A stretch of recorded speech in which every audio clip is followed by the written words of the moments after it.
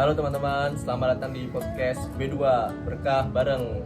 Di sini bersama saya, Enggar, serta bersama Ustadz favorit kita yaitu Ustadz Ridwan. Assalamualaikum Ustadz. Waalaikumsalam. Apa kabar semuanya? Semoga sehat selalu, dilancarkan rezekinya dan selalu dalam lindungan Allah Subhanahu wa taala. Amin, ya rabbal alamin. Nah, Ustadz, jadi gini, akhir-akhir ini banyak ya marak di media sosial mengenai judi online, pinjaman online, serta investasi cepat kaya. Banyak orang yang tergiur akan ketiga hal itu karena katanya bisa dapat uang dengan cepat. Tapi dari sisi Islam sendiri itu ada nggak sih cara mencari serta mengelola uang dengan baik dan benar, Ustaz? Jadi tentu saja ada ya Mas Enggar, karena dalam Islam itu nggak cuma hasil akhirnya yang penting, tetapi juga prosesnya harus benar, halal dan juga sesuai dengan syariat. Dan juga ada tiga hal nih yang sering dibahas dalam ekonomi Islam. Yang pertama ada riba, maisir, dan gharar. Oh, saya juga sering dengar istilah ketiganya, Ustaz, tapi masih suka bingung tentang penjelasannya nih.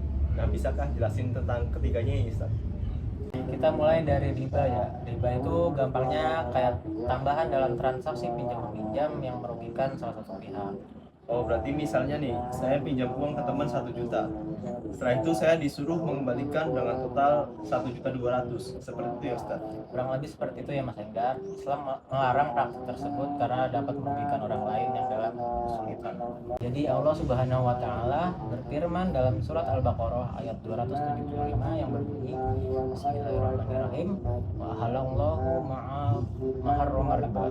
Artinya Allah menghalalkan jual beli dan mengharamkan riba.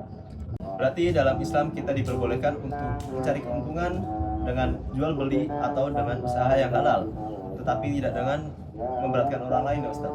Betul sekali. Jadi Islam itu mengajarkan kita keadilan dalam setiap transaksi. Jadi jangan mencari keuntungan dari kesulitan orang lain.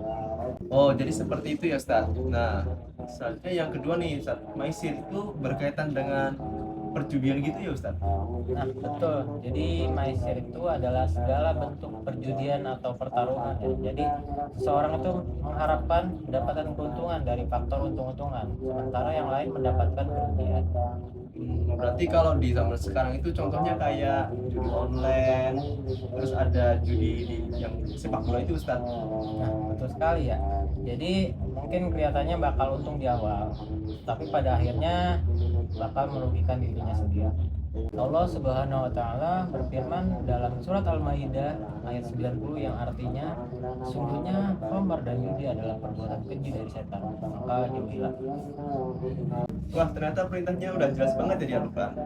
Bukan cuma dikurangi, tetapi emang benar-benar harus dilarang ya, Ustaz. Betul sekali Mas Enggar. Jadi perjudian itu bisa membuat ketagihan, kehilangan uang, dan bahkan bisa menghancurkan hubungan keluarga dan juga kehidupan sosialnya.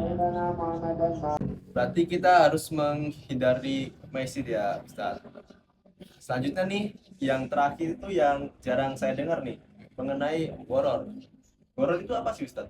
Jadi gharar itu adalah ketidakjelasan dalam transaksi ya. Kayak ada suatu informasi penting yang tidak dijelaskan atau disembunyikan sehingga salah satu pihak bisa dirugikan. Berarti seperti pas itu nih, Ustaz, saya pernah beli di toko online. Nah, di foto barang itu kelihatan bagus, mulus ya. Pas sudah sampai, ternyata barangnya tidak sesuai di foto. Seperti itu kah, Ustaz? Nah, itu salah satu contohnya ya. Jadi ada juga kayak jual barang tetapi tidak menjelaskan kondisi yang sebenarnya. Jadi pembeli itu tidak mendapatkan informasi dengan lengkap.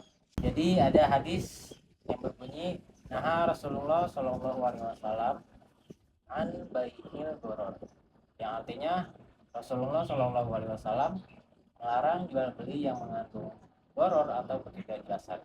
Hadis riwayat Muslim.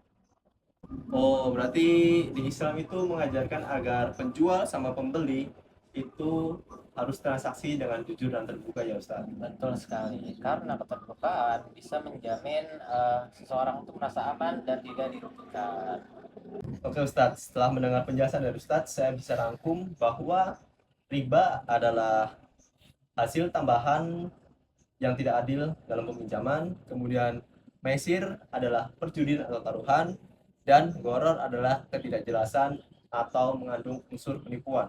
Tepat sekali ya Mas Enggar. Jadi tiga hal itu dilarang karena menimbulkan ketidakadilan dan juga merugikan orang lainnya. Jadi Islam tuh mengajarkan kita untuk mencari rezeki dengan cara yang halal, jujur, dan bertanggung jawab. Jadi untuk teman-teman semua, sebagai anak muda zaman sekarang, kita harus lebih bijak lagi ya. Jangan sampai tergiur dengan pinjaman online, jangan sampai terjerat dengan judi online, dan jangan asal ikut transaksi atau investasi yang kurang jelas. Betul sekali teman-teman. Jadi sebelum kita melakukan transaksi atau investasi apapun, pastikan kita tahu dan paham cara menjalankannya. Dan juga pastikan semua berjalan secara halal dan juga transparan ya teman-teman. Masya Allah, banyak banget pelajaran yang kita ambil pada kesempatan kali ini.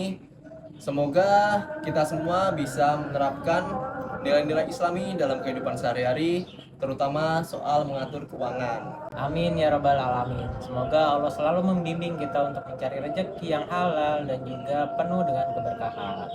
Terima kasih Ustadz Biban atas ilmunya pada hari ini.